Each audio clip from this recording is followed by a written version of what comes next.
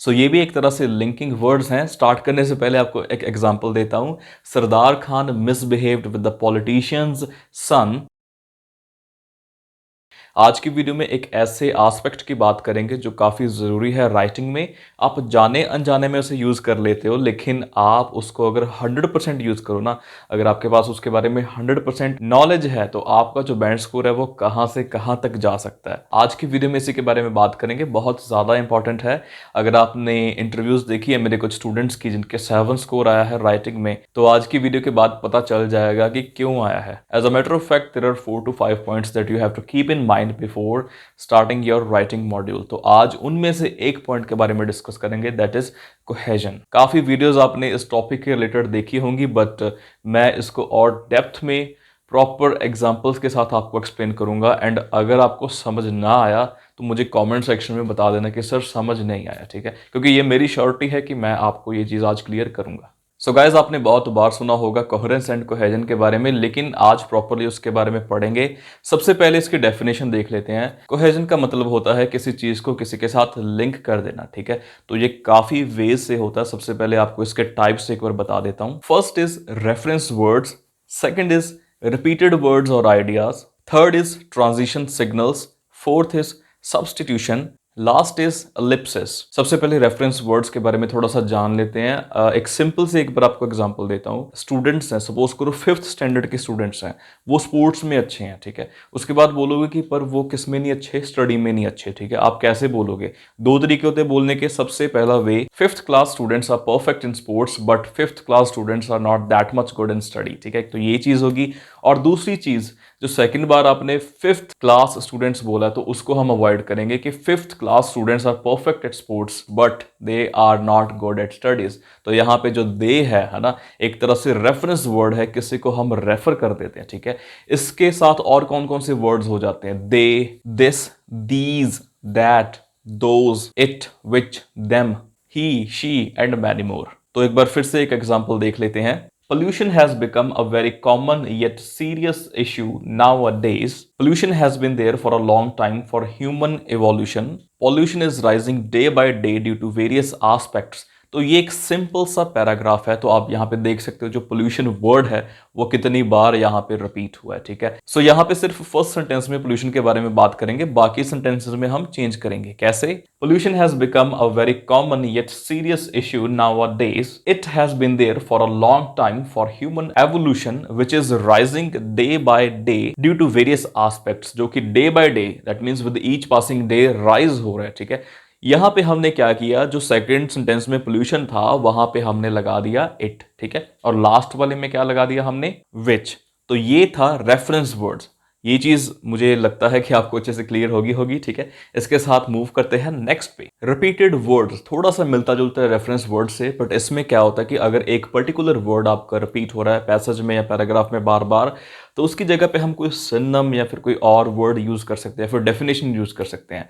जैसे कि यहाँ पे एक एग्जांपल देख लेते हैं। Air pollution is caused due to the presence of harmful gases and substances in the air. It is caused due to the vehicle emission, dust and dirt and poisonous gases from the factory. यहाँ पे अगर आप ध्यान से देखो तो is caused यहाँ पे 2 बार आया, ठीक है। तो इसी चीज को रिपीट नहीं होने देना। तो यहाँ पे जो फर्स्ट कॉज्ड है उसकी जगह पे हम अकर्ड लगा देंगे। Air pollution is occurred due to the presence of harmful gases and substances in the air. उसके बाद जो सेकंड सेंटेंस है उसमें तो चलो कॉज्ड लगा ही है। इसी के साथ मूव करते हैं नेक्स्ट पॉइंट पे, दैट इज ट्रांजिशन सिग्नल्स। सो ये भी एक तरह से लिंकिंग वर्ड्स हैं। स्टार्ट करने से पहले आपको एक एग्जांपल देता हूं। Sardar Khan misbehaved with the politicians son, as a result he got imprisoned. Sardar Khan जो है उसने मिसबिहेव किया पॉलिटिशियन के सन के साथ, उसके बेटे के साथ, तो उसका रिजल्ट क्या हुआ? उसको जेल हो गई। सो ट्रांजिशन भी 4 तरह की होती है। सबसे पहली है cause transition, because of this या फिर फॉर दिस रीजन। और उसके बाद सेकंड है इफेक्ट ट्रांजिशन, जो हमने अभी यूज की है, as a result, as a consequence, consequently. उसके बाद आ जाती है कंपैरिजन ट्रांजिशन, जैसे कि likewise, similarly. And last contrast transition. Contrast आप तो यूज करते हो वेयर एज, हाउ एवर लगा के, ठीक है। तो ये ट्रांजिशन है। तो यहाँ पे आपने एग्जांपल भी देख ली, तो ये भी चीज आपको भी क्लियर है। ये सभी चीज़ें आप यूज़ करते हो, सो घबराने की ज़रूरत नहीं है, कुछ ज़्यादा नया नहीं है ये, ठीक है। बट हाँ, मुझे ऐसा है क्योंकि यार जब मैं प्रिपरेशन कर रहा था मुझे फॉर्मेट तक भी नहीं सिखाया गया, ठीक है। मतलब फॉर्मेट भी नहीं पता था मुझे कि कौन से चार्ट में कौन सा फॉर्मेट यूज़ करना है, ठीक है। ये तो फिर भी बहुत दूर की बात है। तो मुझे यही है कि आप लोगों को कोई दिक्कत ना आए राइटिंग में, और जो बेसिक्स हैं वो सबके क्लियर हो, ठीक है। ये तो चलो सिर्फ और सिर्फ फर्स्ट पार्ट है, ये वीडियो सिर्फ एक वीडियो में एक पार्ट ही डिस्कस किया हमने, कोहेजन अभी कर रहे हैं, ठीक है। उसके बाद और भी पार्ट्स आएंगे जैसे कोहेरेंस पे एंड बाकी जो भी अपने 2-3 एस्पेक्ट्स और होते हैं, ठीक है, उनके ऊपर। Fourth is substitution. फुटबॉल में आपने देखा होगा कभी कोई प्लेयर इंजर्ड हो जाता है या फिर सिंपली सब्सटीट्यूट प्लेयर आ जाता है, ठीक है। मतलब कि एक्सचेंज इन द सेंस कि अगर एक प्लेयर रेस्ट पे जाना चाहता है और दूसरा उसकी जगह पे आ जाता है, ठीक है, उसको सब्सटीट्यूशन बोलते हैं।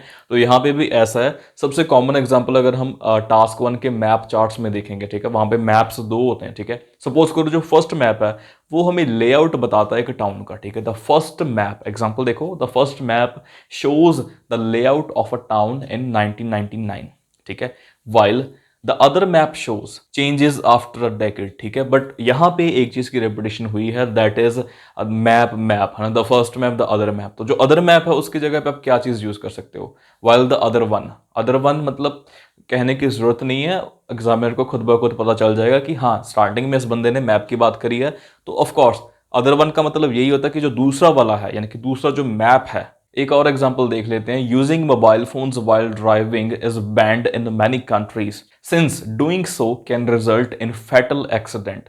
तो यहां पे डूइंग सो किसकी जगह पे लगा है, फोन यूज करा ड्राइविंग के टाइम, ठीक है, using mobile phone during driving, ठीक है। तो यहां पे डूइंग सो हमने यूज करा है।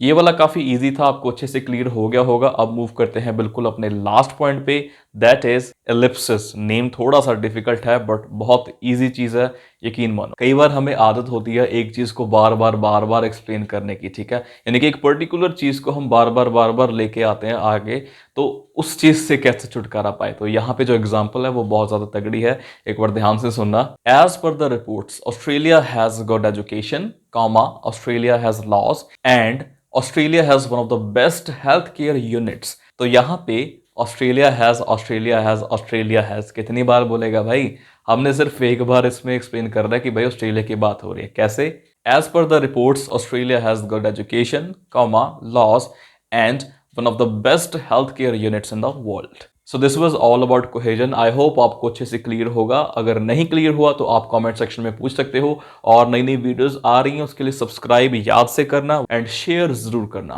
Thank you.